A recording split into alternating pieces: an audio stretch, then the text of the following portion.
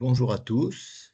Donc, comme on vous l'a dit, je suis Claude Morin, membre de l'équipe d'auteurs de la collection, et je vais m'efforcer de vous présenter le contenu de nos fichiers qui viennent d'être complètement rénovés, le fichier de CP, le fichier de CE1, qui ont été rénovés à l'occasion, bien sûr, de la parution des programmes de 2024.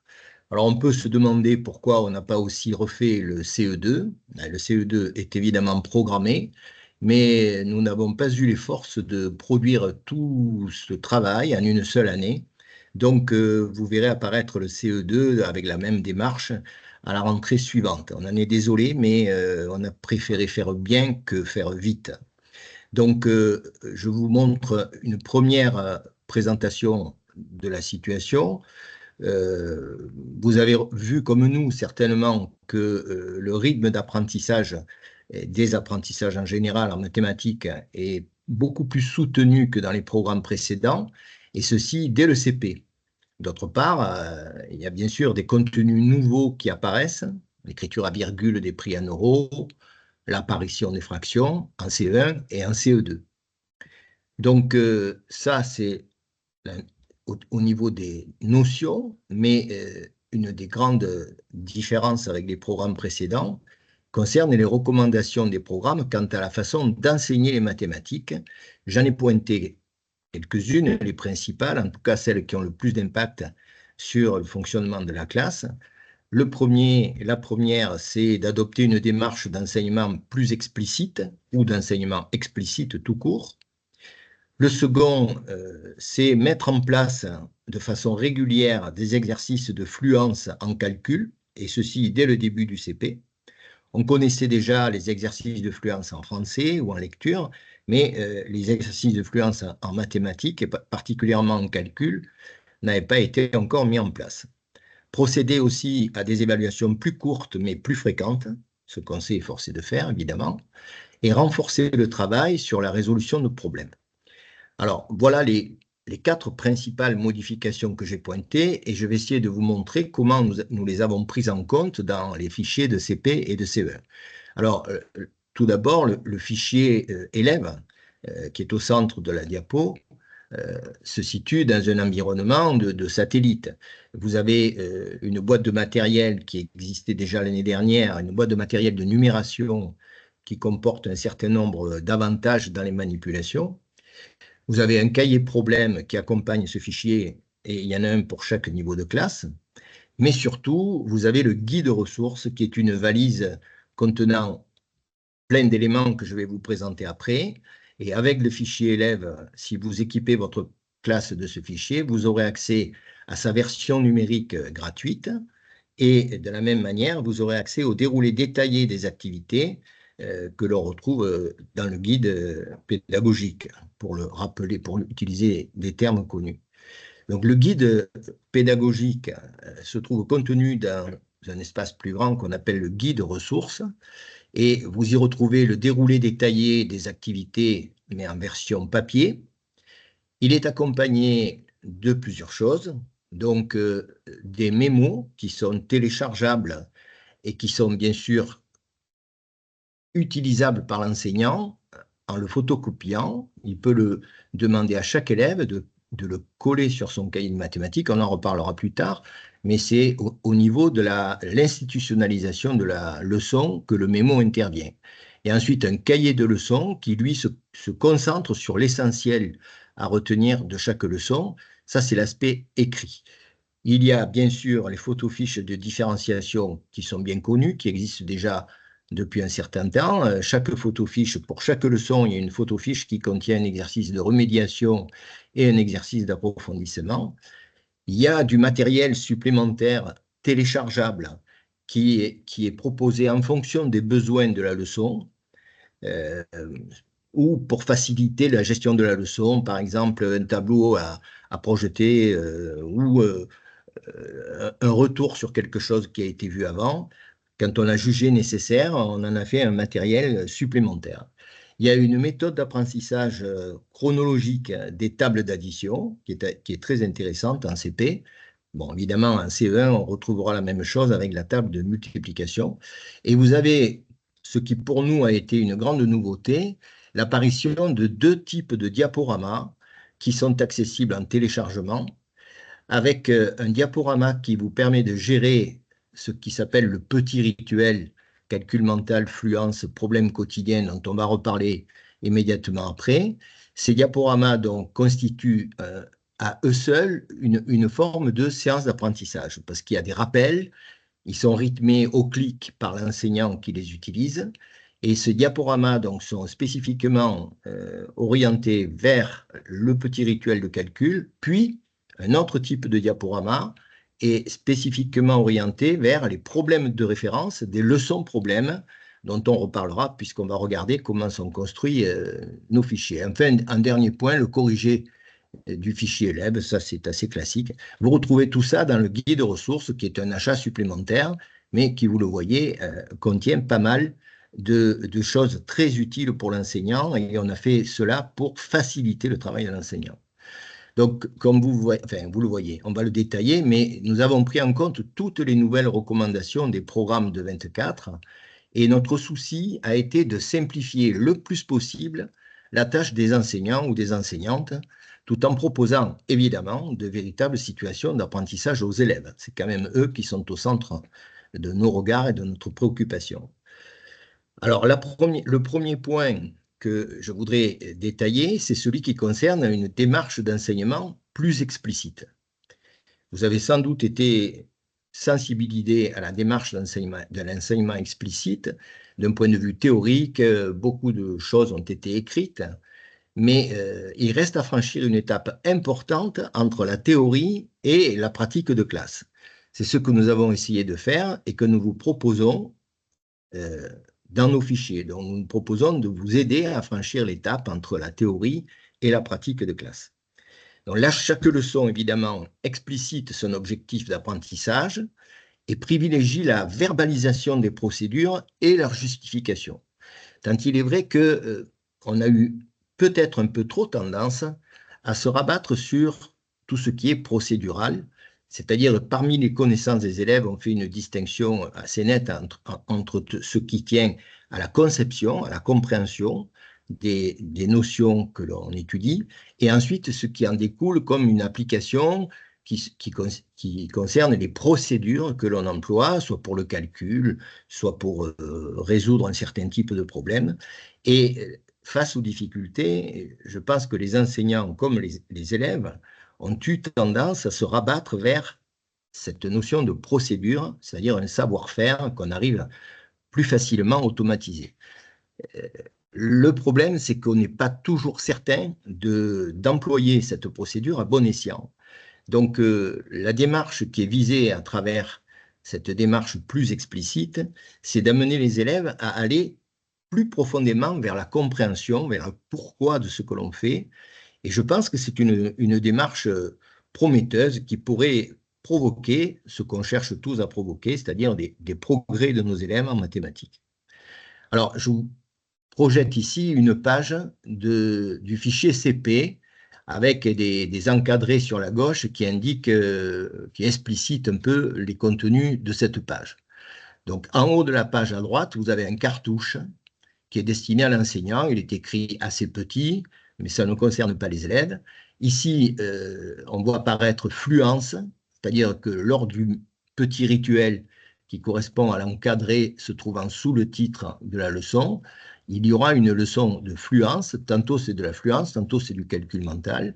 Et dans cette fluence, on va apprendre à comparer, enfin on ne va pas apprendre, on l'a déjà appris, mais on va mettre en pratique la comparaison de deux nombres inférieurs à 60. Et comme on est au CP et que les élèves ont encore un peu de mal à écrire, on propose d'entourer le plus grand des deux nombres proposés. C'est sur cette base que sera construit l'exercice. En dessous, vous avez une réactivation des acquis, ce qui est fortement souhaitable. On le pratiquait déjà, mais là, on a essayé d'être encore plus précis. Alors, c'est écrit tout petit, vous ne pouvez peut-être pas le lire, mais l'exemple, c'est « mettez-vous par deux et montrez 14 doigts avec 3 mains ». Donc, ça sous-entend évidemment que les élèves vont devoir, alors bon, ils vont peut-être faire des répartitions hasardeuses, mais ce qu'on attend d'une façon plus précise, c'est évidemment qu'ils utilisent 10 doigts de l'un des deux élèves et 4 doigts de l'autre pour compléter les 14 doigts avec 3 mains. Donc, ça, c'est ce qui concerne le cartouche. Et ensuite, vous avez une petite fourmi en dessous, hein, qui est une apparition de cette édition, et qui signale que pour calculer plus facilement une addition, tu vas apprendre d'abord à constituer une dizaine. On est à leçon 47, et effectivement, on va apprendre à additionner des nombres comme 8 et 6, dont la somme dépasse 10. Donc, les figurations qui sont indiquées ici, c'est le matériel de numération de notre boîte, mais on peut faire ça, bien sûr, avec d'autres matériels, comme on le signale dans le guide pédagogique. Ensuite, vous avez donc cette activité guidée, mais cette activité guidée, c'est une trace écrite des activités manipulatoires qui sont décrites dans le guide ressources, et on imagine mal que la leçon commence par cette activité guidée sans être passée par les activités préparatoires et manipulatoires qui amènent cette activité guidée comme une trace écrite des manipulations qui auront été faites auparavant. Ensuite, vous avez les activités autonomes, donc comme leur nom l'indique, l'élève va les gérer seul, mais accompagné quand même par l'enseignant. Et évidemment, ce sont les applications de ce qui a été appris au-dessus. En bas de la page, donc, vous avez là 3 exercices d'application, et en bas de la page, vous avez un problème avec le symbole qui indique qu'il s'agit d'un problème de réinvestissement. Et là, je vous préciserai ça de façon plus détaillée quand on parlera de la résolution de problèmes. C'est un problème dont la démarche de résolution a déjà été étudiée dans une leçon problème et dont la procédure de calcul a elle aussi été étudiée dans une leçon problème précédente. Et enfin, à côté de ce problème de réinvestissement, vous avez un problème de recherche personnelle. En l'occurrence, ici, vous voyez qu'on a proposé 4 faces de dés et qu'on demande de colorier 3 dés pour obtenir le nombre 8. Alors, est-ce qu'il y a plusieurs solutions? Si on n'en prend que 2 de dés, on pense à 5 à 3, mais il y a 3 dés. 3 dés doivent être coloriés. Donc, évidemment, il faut faire 3 et 1 pour faire 4 et encore 4 pour faire 8. Donc, c'est un problème qui demande quand même une certaine réflexion. Donc, si on regarde cette page, dans la page, je ne prends pas en compte les exercices. Si je regarde les problèmes, il y a le problème quotidien qui a été évoqué au début, le problème de réinvestissement et ce petit problème de recherche personnelle. Ça fait donc 3 problèmes associés à cette leçon. Vous savez que un des objectifs qu'on poursuit dans la résolution de problèmes, c'est d'amener les élèves à résoudre environ 10 problèmes par semaine sous différentes formes. Un autre exemple de leçon, mais cette fois de CE1, ça concerne ajouter un nombre entier de dizaines. C'est la leçon 17 du CE1. Je ne reprends pas ce que je vous ai dit concernant le cartouche, qui évidemment est encore valable au CE1. La différence avec la leçon précédente est l'apparition de 2 QR codes, un vert et un bleu. Et ces QR codes, lorsqu'on les flash, vous renvoient vers les fondamentaux de Canopé, qui est un site institutionnel, qui peuvent être rapidement observés en classe avec le maître, voire à la maison, si le fichier est rapporté à la maison sous la responsabilité des parents. Le QR code bleu, lui, renvoie à une banque d'exercices numériques que nous avons fabriquée et qui appartiennent à Hachette. Donc, chaque fois que vous voyez ces QR codes, ils ouvrent la porte vers un complément possible à la leçon. On retrouve la fourmi, bien sûr, et le rituel quotidien, avec ici un exercice de fluence, suivi du petit problème quotidien. Vous voyez ici, la fluence, c'était ajouter un nombre de 1 chiffre en passant la dizaine supérieure, ça c'était la fluence du CE1, et le petit problème à côté reprend cette démarche au niveau de sa résolution, puisqu'on dit le Mélissa est sur la case 27, son dé indique 5, quelle sera la case d'arrivée de son pion? Donc, évidemment, les élèves doivent additionner 27 et 5 quand ils ont analysé la situation du problème, et ils répondent simplement dans la case blanche en écrivant 32. Donc, c'est une résolution en grande partie mentale, même s'il n'est pas interdit de faire appel à un cahier de brouillon si l'élève en éprouve le besoin. Ici, vous voyez, je me suis permis de signaler le rapport entre les deux activités guidées que vous voyez là, qui sont deux façons de rédiger ce type de calcul. Et l'apparition de l'ardoise que vous voyez là est un allègement de l'écriture mathématique qui permet de se centrer sur les décompositions et ensuite la recomposition qui n'est pas du tout indiquée par un arbre à calcul.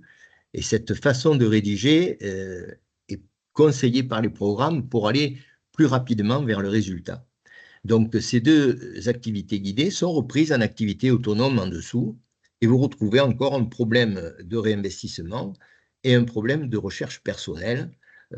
Il est beaucoup plus simple que le précédent, d'autant qu'on est en CE1. Vous voyez, Lou a une pochette de feutres et 3 feutres à côté de sa pochette.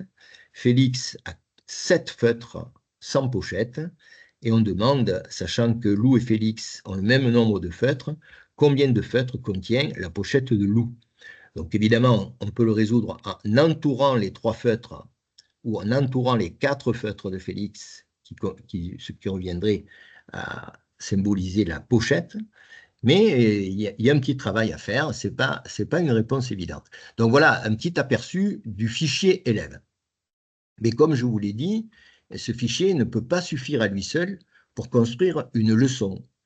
Et c'est dans le guide ressources que vous trouverez des propositions de situation qui préparent à cette leçon, dont je vous ai dit quelle était, sur le fichier, la trace écrite de ce qui précède.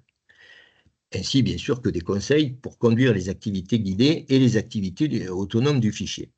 Donc, on tenait à apporter cette précision en présentant notre démarche, parce que certaines activités préparatoires sont conduites de façon explicite et comportent un modelage assuré par l'enseignant, suivi d'une situation analogue que les élèves doivent assurer avant de s'orienter vers les activités du fichier. Donc ça, c'est la démarche qui est conseillée dans l'enseignement explicite.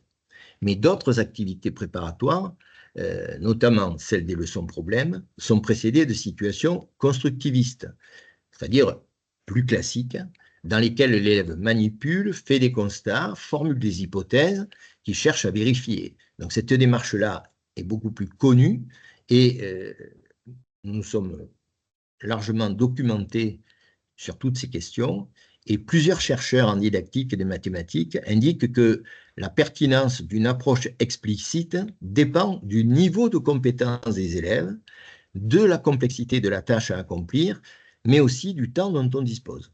C'est pour ça que nous avons alterné ces deux types d'activités manipulatoires, préparatoires à la leçon, selon le contenu de la leçon. Donc, dans le guide ressources, dans le déroulement des leçons, on précise dès le départ si on a fait le choix d'une situation purement explicite ou d'une situation constructiviste pour préparer la leçon.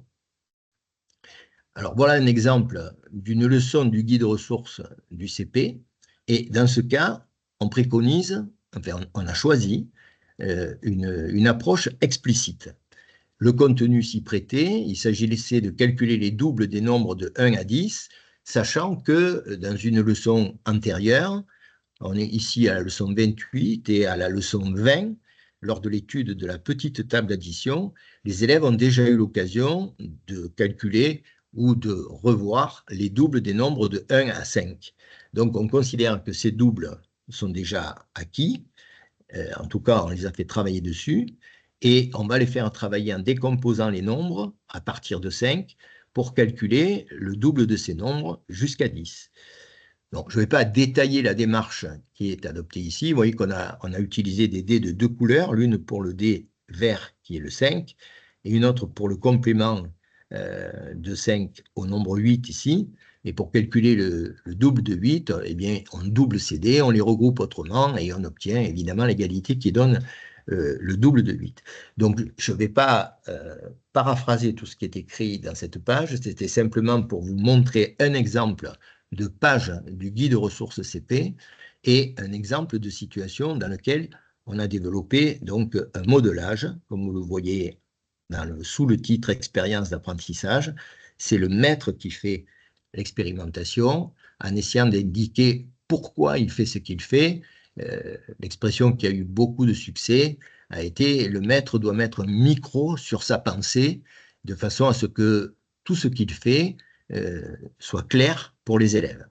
Parce que les élèves vont devoir ensuite, en activité guidée, reprendre une situation comparable qu'ils vont gérer, donc ici par groupe de 3 ou 4 élèves, et en suivant les étapes de manipulation, de verbalisation, etc.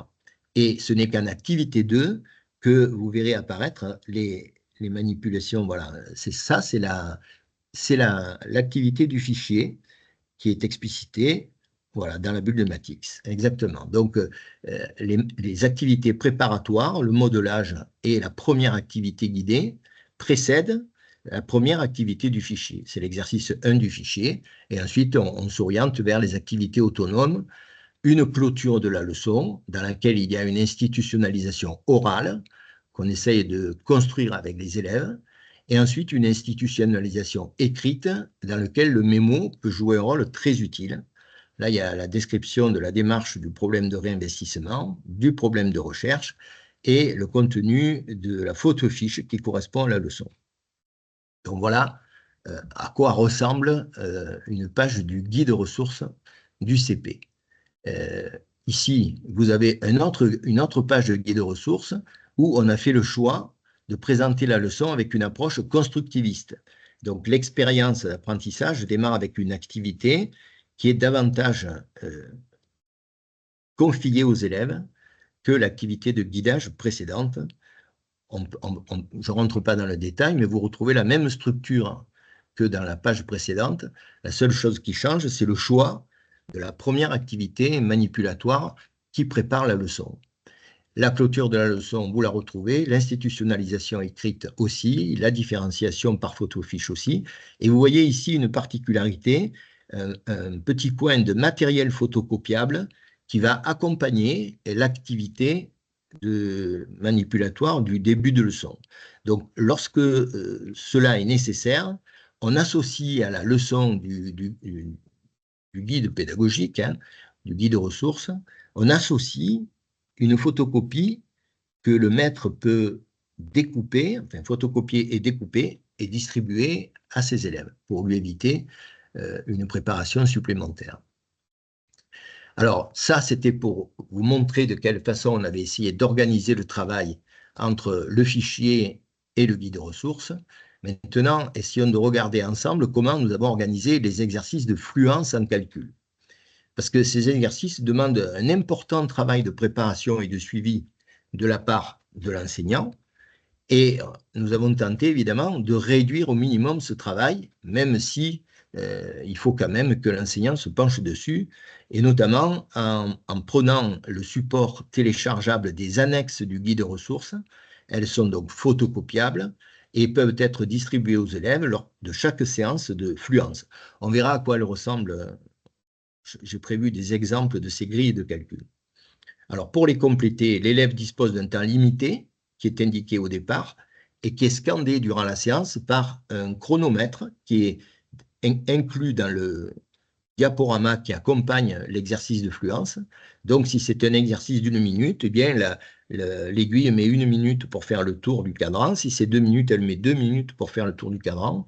Il n'y a pas de repère numérique, on voit simplement l'aiguille se déplacer et les élèves savent que quand elle revient en haut, le temps est écoulé, ils doivent poser leur crayon.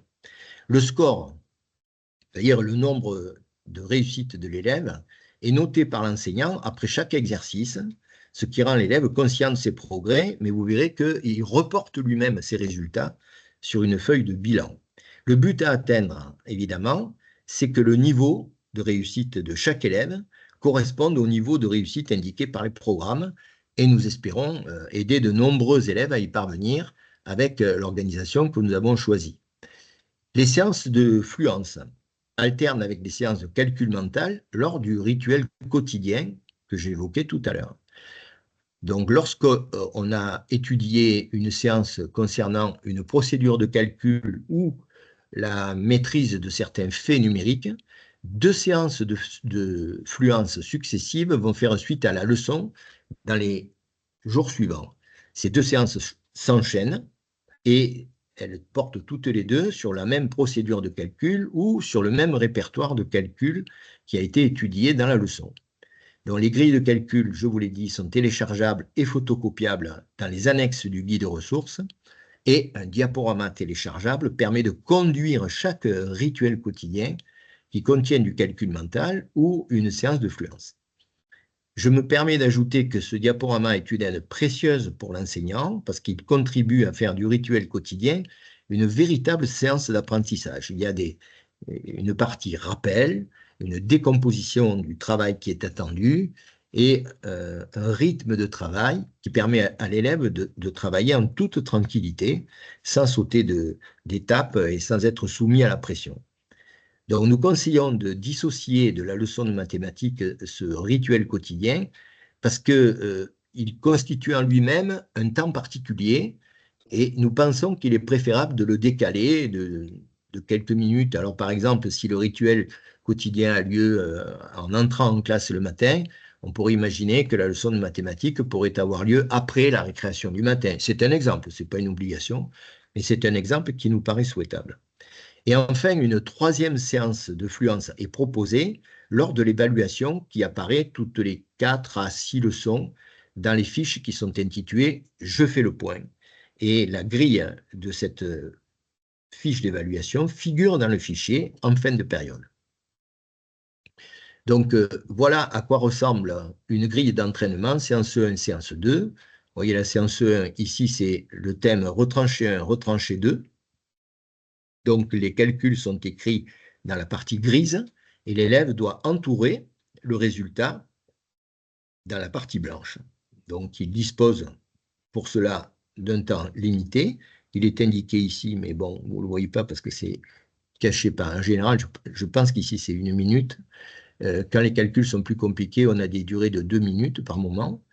Donc, les élèves vont faire la séance 2, la séance 1, pardon, puis ils vont aborder la séance 2 le lendemain, s'il n'y a pas eu de mercredi au milieu ou de week-end au milieu, ils vont aborder la séance 2, et selon qu'ils ont réussi, qu'ils ont atteint un nombre de réussites satisfaisant à la séance 1 ou pas, ils vont traiter la séance dans laquelle on a le symbole soleil ou le symbole étoile.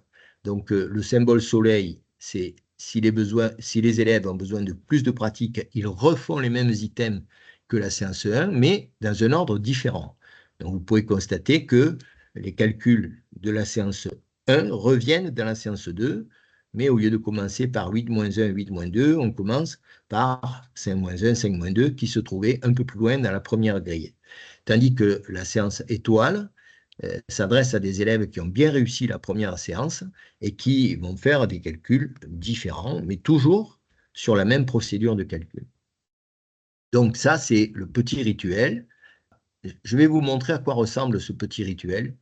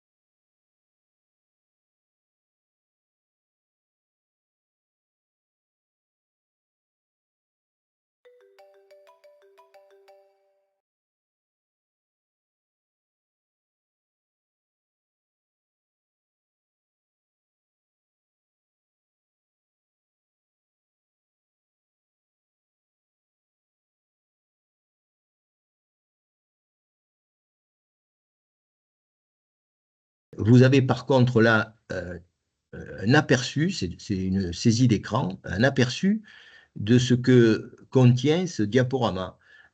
La partie gauche assez grande, ça concerne donc ce que voient les enfants. Par exemple, on leur rappelle comment on fait 6-1 sur la bande numérique et on leur montre que pour faire 6-2, on va faire 2 fois 6 moins 1 en quelque sorte, en reculant de 2 cases, ce qui correspond à 6-2 et au résultat 4. Il y a un autre problème qui est proposé, un autre calcul qui est proposé après, l'enseignant voit, lui, le prochain calcul qui est proposé, mais les élèves ne voient que les calculs un par un, et on fait avancer ce diaporama avec la souris au clic. On a ici le texte que l'enseignant peut ou doit dire pour expliquer la première diapositive que vous avez sur la gauche. Pour calculer 6 moins 1, je prends le précédent de 6, celui qui se trouve juste avant le nombre 6 sur la bande numérique. 6 moins 1 égale 5. Pour calculer 6 moins 2, je prends le précédent du précédent de 6. 6 moins 2 égale 4. Donc, ces textes peuvent être dits par l'enseignant, et c'est en prononçant ces textes qu'il décide ensuite de passer à la diapo successive en utilisant sa souris. L'évaluation de l'affluence, elle a lieu après les entraînements, et cette séance 3 qui est dans une fiche « Je fais le point » se trouve ici, on vous le dit en début de fiche « Je fais le point », leçon 52, exercice 2. Cet exercice est consacré, donc l'exercice 2, il est ici, il est consacré à faire moins 1 et moins 2, comme dans les séances de fluence précédentes. Ça permet de voir si les 2 séances qui ont été faites auparavant ont permis aux élèves d'améliorer le résultat dans ce type de calcul. Donc vous avez donc un bloc, pour gérer votre fluence, vous avez un bloc de 2 séances suivi d'une séance d'évaluation lorsque vous arrivez sur la fiche « Je fais le point » qui peut avoir lieu 3, 2, 3, 4 leçons plus tard. Il existe aussi un tableau de suivi des progrès des élèves, ça c'est pour la période 2, et les élèves vont cocher pour chaque séance le nombre de résultats exacts qu'ils ont réussi. Et vous voyez la durée, je m'étais trompé en vous parlant d'1 minute, chacune de ces séances était d'une durée de 2 minutes.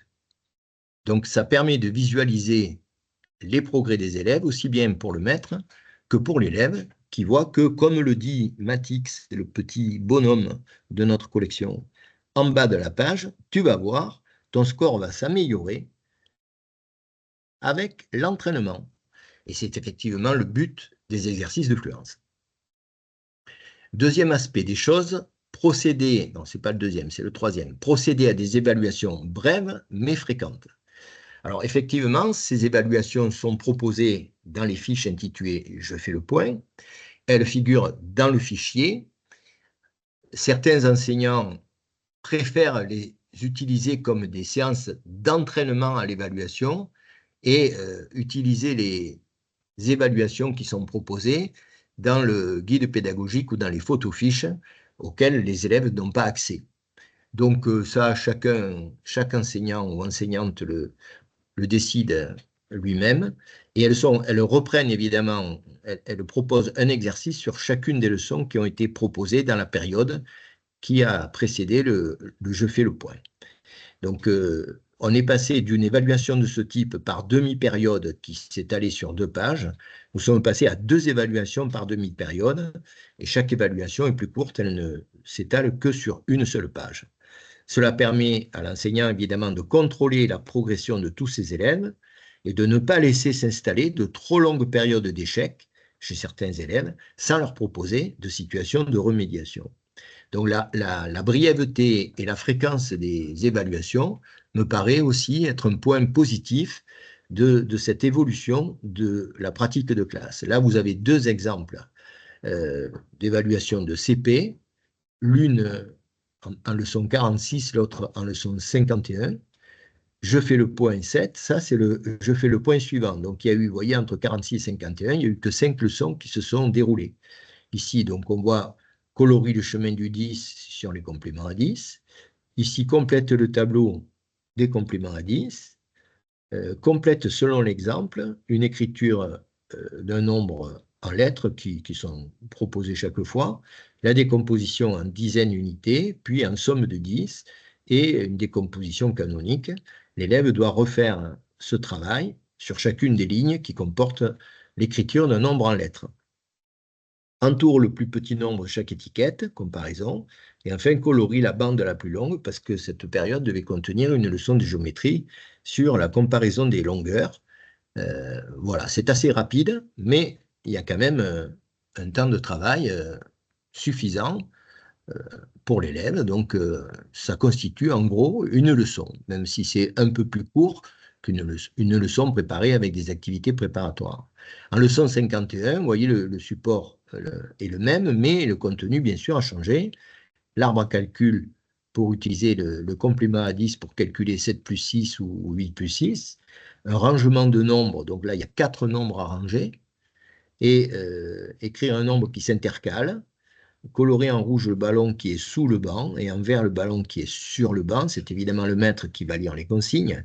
Et dans une boîte, un petit problème, résolution de problème. Dans une boîte, Boris a rangé 10 jetons, 7 bleus et des rouges.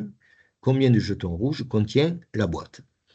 Donc vous avez un problème qui reprend la résolution de problème antérieure, mais avec une procédure de calcul qui peut être rattachée à ce qui a été étudié auparavant. Vous voyez que les compléments à 10 ont été étudiés dans la période qui précède le je fais le point de la leçon 46.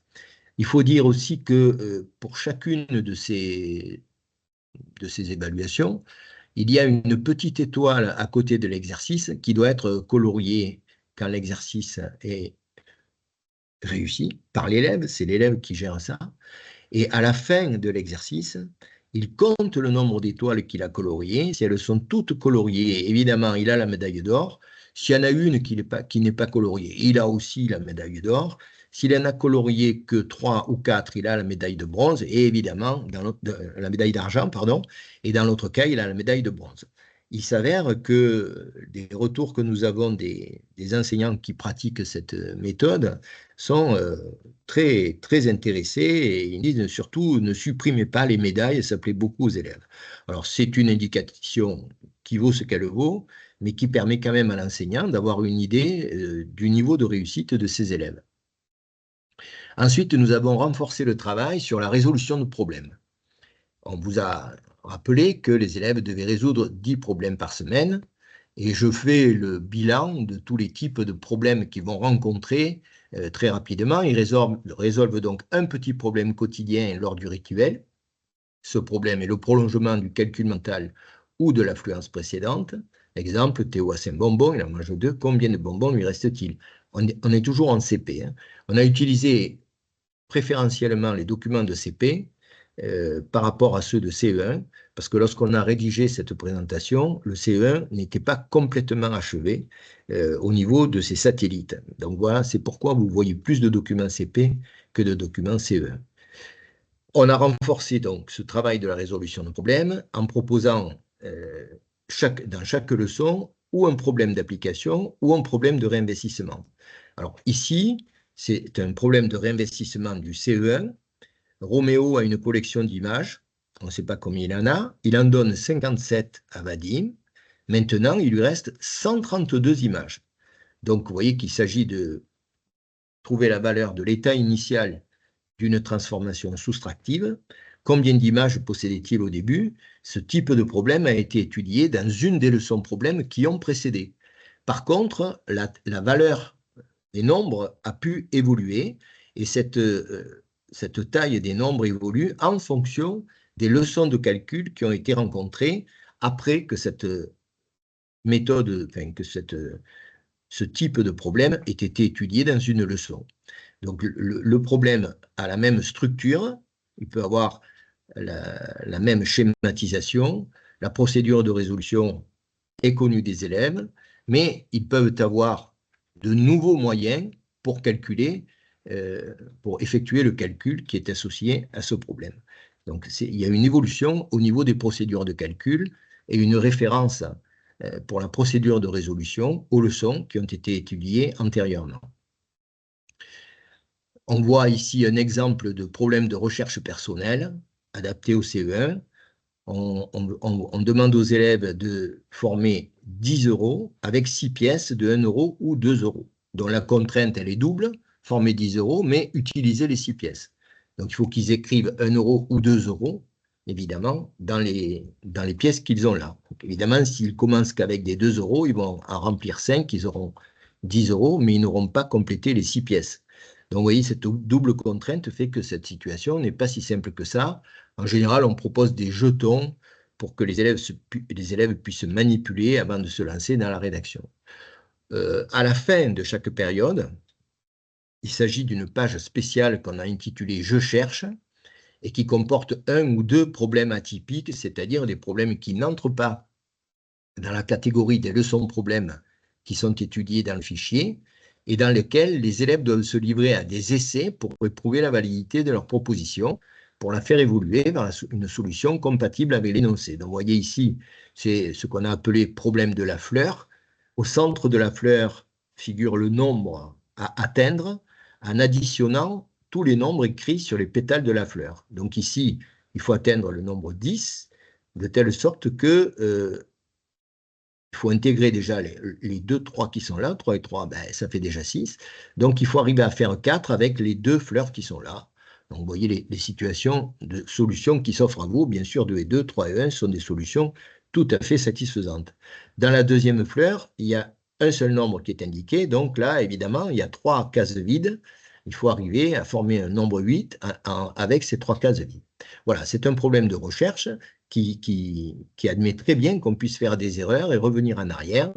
Et cette façon de procéder qui n'est pas du tout scolaire est quelquefois une ouverture vers les mathématiques pour les élèves qui restent bloqués sur les problèmes dans lesquels ils ont du mal à trouver la bonne opération, comme ils disent, alors qu'ici, il faut avoir un peu d'initiative et d'imagination pour rentrer dans ce type de problème. Mais sachez que les gens qui font de la recherche en mathématiques commencent toujours comme ça. Ils commencent par faire des essais pour essayer de comprendre ce qui bloque et ce qu'ils doivent modifier pour arriver à la solution. Une leçon problème sur 2 pages apparaît à la fin de chaque demi-période. Elle est prévue pour être traitée sur 2 séances. Elle comporte un problème de référence pour chaque séance, suivi d'un ou 2 problèmes d'application. Et la gestion de ce problème de référence, qui sera ensuite désigné par un nom évocateur pour les élèves et qui pourra être affiché dans la classe afin que les élèves puissent chercher à quel problème de référence ressemble le problème de réinvestissement qui leur est proposé, eh bien la gestion de ce problème de référence est accompagnée par un diaporama téléchargeable, lui aussi.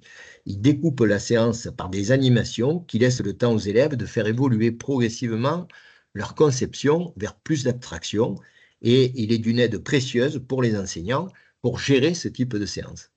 Alors, voilà 2 exemples de pages de résolution de leçons problèmes. Ici, en leçon, c'est 24, on est au CP, bien sûr, et vous voyez qu'il s'agit de résoudre un problème d'ajout et de calculer l'état final d'un ajout. Vous voyez que la représentation schématique du problème est faite à partir de ronds qui simplifient l'objet que l'on manipule, puisqu'ici on manipule des crayons. Donc déjà, on ne représente pas des crayons, mais par des ronds ou des jetons. Et évidemment, la solution du problème sera apportée par le dénombrement. Mais on souhaite associer à cette situation, qui est une des premières situations de résolution de problèmes au CP, le fait que cette démarche correspond à l'addition de 12 et de 4, utiliser le signe plus, utiliser le signe égal, même si, pour l'instant, ce n'est pas un véritable calcul qui est fait, mais un dénombrement, puisque la schématisation figurative conduit à ce dénombrement. Donc, au cas où il ne se serait pas aperçu, Mathis leur dit, tu peux trouver le résultat en comptant les ronds sur le schéma ou en surcomptant à partir de 12. C'est évidemment une autre possibilité.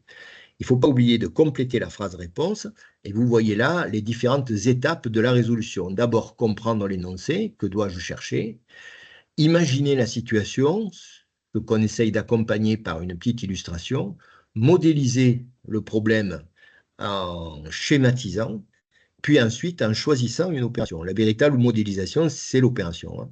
Ensuite, le calcul, et enfin la réponse. Donc ces étapes-là, on va les retrouver tout au long de l'année quand on résoudra des problèmes de référence. Évidemment, on va aller un petit peu plus vite dans leçon 63. Léna a fabriqué un train avec 18 cubes bleus et 10 cubes gris. Combien de cubes a-t-elle utilisé en tout?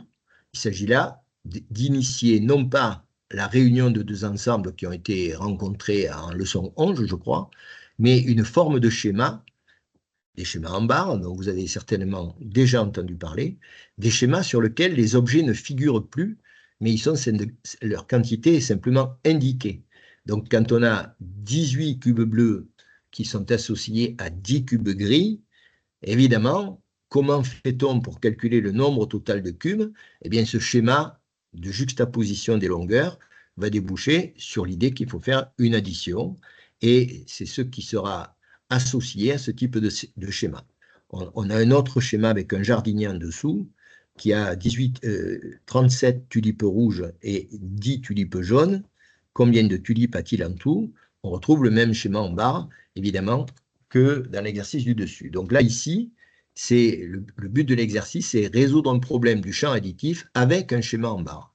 Donc voilà, vous avez, ça c'est une seule page, hein, il y a une seconde page pour chaque leçon, mais j'ai préféré vous mettre deux leçons différentes pour que vous voyez le type de contenu qui est abordé dans ces leçons problèmes OCP. Ici, vous avez une page du guide ressources sur cette résolution problème, et vous voyez apparaître dans cette page des étiquettes bleues qui indiquent la diapo du diaporama qui accompagne cette résolution de problème de référence. Voilà, ici, ça concerne la diapo 2, ensuite la diapo 3, et ainsi de suite. Ça vous permet de scander votre diaporama tout en suivant la démarche de résolution qui est proposée dans le guide pédagogique. Voilà. Et vous avez là, ici, plusieurs diapos. Bon, on arrive, je crois, à 13 diapos sur le diaporama d'accompagnement. Et ce diaporama ne concerne que la résolution du problème de référence. Ensuite, vous avez les activités autonomes qui sont évidemment des applications de ce problème de référence. Voilà. Donc, voilà le problème qui était posé au début. Je place 10 jetons dans une boîte, puis je retire 6 jetons de la boîte. Combien de jetons y a-t-il dans la boîte maintenant? C'est bien un problème de retrait. Combien de jetons y a-t-il dans la boîte? On voit les 10 jetons qui ont été manipulés. Si je clique sur cette représentation, les jetons se séparent. Si je clique encore, on passe non plus à la manipulation, mais à la représentation des jetons par un dessin que font les élèves. Jetons au départ 10, on dessine donc 10 jetons. Ensuite, on barre les 6 jetons qui ont été retirés. Ensuite, on compte les jetons restants.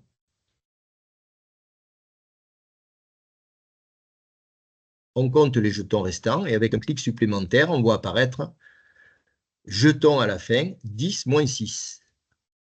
On va bien sûr donner le résultat de cette soustraction, 10 moins 6 égale 4, avec les commentaires de l'enseignant qui accompagnent évidemment les différents clics que je viens de faire pour vous montrer. À la fin, il y a la réponse à la question. Il y a 4 jetons dans la boîte. Ensuite, une boîte contient 9 jetons. Léa en retire 5. Combien de jetons cette boîte contient-elle maintenant? C'est la même démarche. Je clique « Que dois-tu chercher ?» Je dois chercher combien de jetons restent dans la boîte. Imagine la situation. Voilà, une illustration qui aide à imaginer la situation. Et Léa s'en va après avoir retiré ses 5 jetons. Donc, schématise la situation. Place pour chaque jeton, dessine un rond. Voilà, on dessine un jeton. Jeton au départ. On en retire 5. Alors, on barre les jetons qu'on a retirés. Jetons qui restent à la fin. Combien y en a-t-il? Ça, c'est la schématisation. Choisis une opération. Évidemment, je dois effectuer une soustraction et j'utilise le signe moins. Calcule l'opération. 9 moins 5 égale. On compte les jetons qui n'ont pas été barrés. Et là, on trouve, bien, on obtient 4 évidemment. Et ça devient le résultat de l'opération. Donc vous avez la phrase réponse pour conclure la résolution du problème. Maintenant, la boîte contient 4 jetons. Donc, le diaporama que vous avez eu sous les yeux, les différentes étapes d'un diaporama qui permet de gérer la résolution du problème de référence. Et j'avais rédigé une dernière diapo. Nous espérons que cette nouvelle édition vous plaira et vous apportera toute l'aide que vous souhaitez pour conduire vos leçons de mathématiques en CP comme en CE1, en permettant à vos élèves de faire des progrès en mathématiques tout en y prenant du plaisir.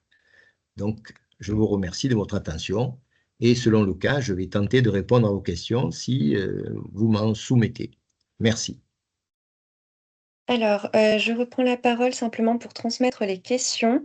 Oui. Nous avons une première personne qui demande combien de temps dure une leçon sur le fichier. En moyenne, c'est 1 heure, mais c'est variable. Ça peut se jouer à un peu plus ou un peu moins. Certaines leçons sont plus courtes que d'autres, mais en gros, c'est 1 heure. 50, de 50 à 65 minutes, disons. En prenant en compte, évidemment, les activités préparatoires qui sont proposées dans le guide ressources. Une autre personne demande si on peut envisager les 2 fichiers en double niveau. Ah oui, ah oui, bien sûr. C'est même une des facilités que présente le fichier. Les activités préparatoires devront être dissociées parce qu'elles n'ont pas toujours le même contenu. Elles peuvent être traitées avec une partie de la classe pendant que l'autre partie se livre à une autre activité. Mais le travail sur les 2 fichiers, oui, bien sûr, c'est en parallèle. Ça me paraît tout à fait possible. Alors, nous avons une nouvelle question. La personne demande: «Le livre du maître est-il également disponible en version numérique comme les précédentes versions?» Oui, Hem, alors oui, en effet. la réponse est oui. Mhm. La version numérique est gratuite, mais la version papier fait partie du guide ressources qui, lui, est payant et qui contient, comme je vous l'ai dit, tout un tas de ressources supplémentaires. En l'occurrence, c'est les diaporamas que j'ai évoqués avec vous. Voilà, pour compléter, vous pourrez trouver le livre du maître, disponible en version PDF gratuitement, sur le site d'Hachette Éducation. Et ensuite, par contre, si vous souhaitez accéder à l'ensemble des ressources du guide ressources, il faudra commander le guide papier pour pouvoir ensuite, faire la demande d'accès à ces ressources. J'ajoute que lorsque les utilisateurs font remonter des remarques auprès de l'éditeur, ces remarques nous sont transmises et nous nous efforçons de les prendre en compte chaque fois que nous faisons une nouvelle édition. Donc, si vous avez des remarques à faire, qu'elles soient positives, elles font toujours plaisir, ou négatives, ou dans le sens de l'amélioration, nous en sommes tout à fait preneurs. Nous avons une autre question. La personne demande: «Au vu du nombre de problèmes traités dans le fichier, pensez-vous qu'il soit utile de rajouter le cahier de problèmes en plus?» Alors, ça, c'est à l'appréciation de l'enseignant. Et selon le choix qu'il fait, de suivre le fichier fidèlement ou de faire un parcours qui préfère adapter d'une façon plus précise à ses élèves.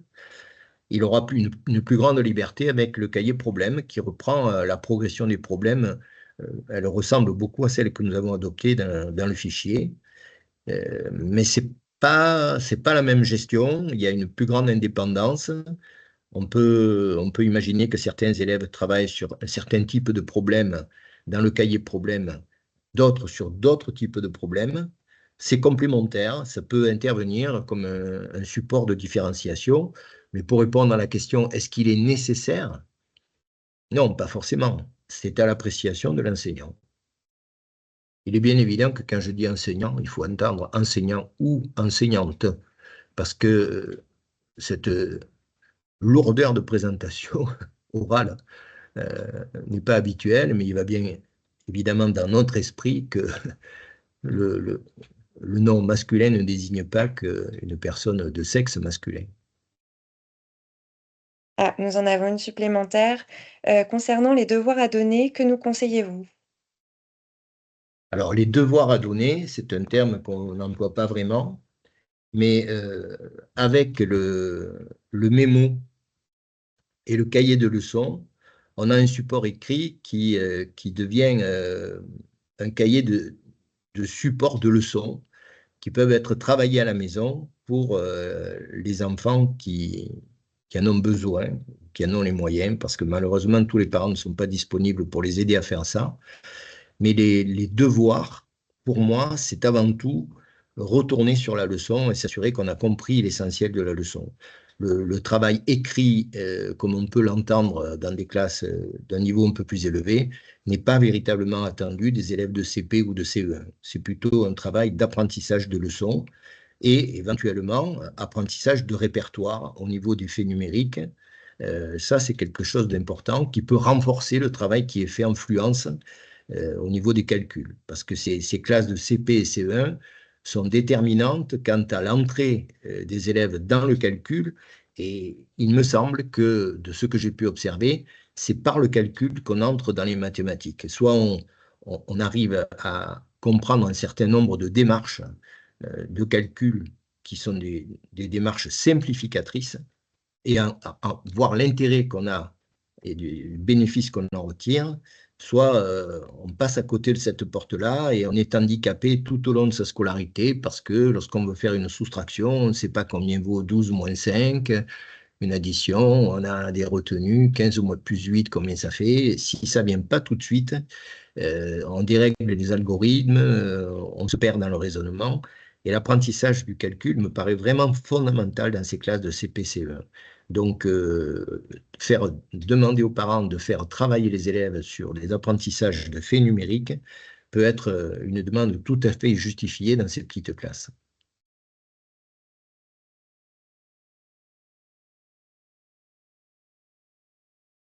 Et surtout avec les petits nombres. Puisqu'après, grâce à la numération, lorsqu'on veut faire 50 moins 20, 5 dizaines moins 2 dizaines, on s'étonne que les élèves n'y arrivent pas, mais quelquefois, c'est simplement parce qu'ils ne savent pas que 5 moins 2, ça fait 3. Donc, c'est vraiment fondamental. Merci beaucoup pour cette présentation. Merci à tous d'avoir assisté à ce webinaire. Bonne journée à tous et merci beaucoup. Merci à vous.